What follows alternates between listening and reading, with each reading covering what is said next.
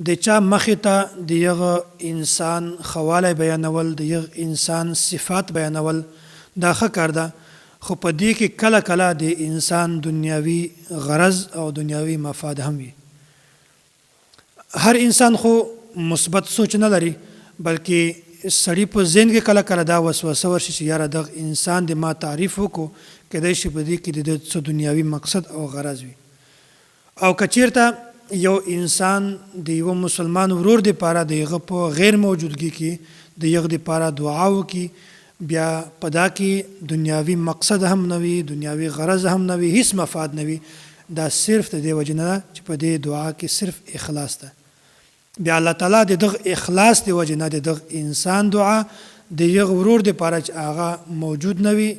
غایب وي، بیا الله تعالی د دغه انسان دعا د یغه په حق کې خامخا قبلوي. مونږ تاسو ته هم پکار ده چې کله هم یو کس ته مونږ نه دعاګانې وغواړي، پکار ده چې هغه ته دعا وکړو د هغه په موجودګي کې هم په غیر موجودګي کې هم.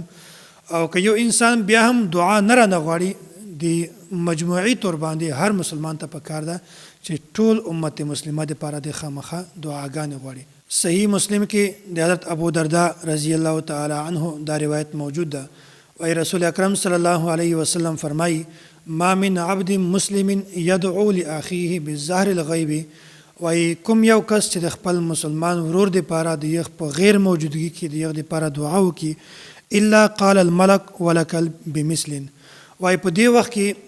یو مقرره فرشته د یغ کس په جواب کې دا وایي چې تا چې کومه دعا د خپل مسلمان ورور د پاره د الله تعالی نه غوښته ده، د تا د پاره د هم الله تعالی هغه دعا قبول کړي.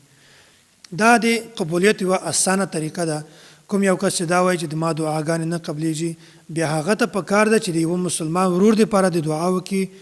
د یو حاجت چې کله الله تعالی پوره کړي، بیا د یخ په وجه باندې الله تعالی ته دعاګانې د تا په حق کې هم قبلوي. مونږ تاسې خو د یو کس دپاره دعا کوو، بیا په هغه وخت کې د ځان دپاره دعا پکار ده چې وشي، خو لازمي یې ګڼي. خو که چیرته مونږ د بل سړي لپاره دعا وکړو، هغه مسلمان ورور چې هغه موجود نه وي،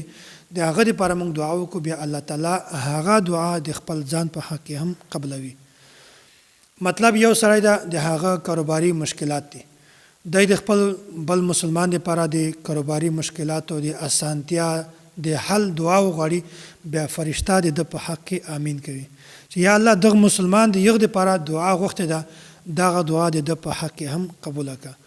نو دا د دعا د قبولیت یوه اسانه طریقه ده. پکار ده چې په هر وخت کې په هر ځای کې مونږ تاسې د الله تعالی دعا وغواړو، خو کوم هغه وختونه چې هغه د قبولیت وال دي، په هغې وخت کې مونږ تاسې ته پکار ده چې همیشه مونږ تاسې داسې دعا وغواړو چې الله تعالی هغه خامخا قبول کړي.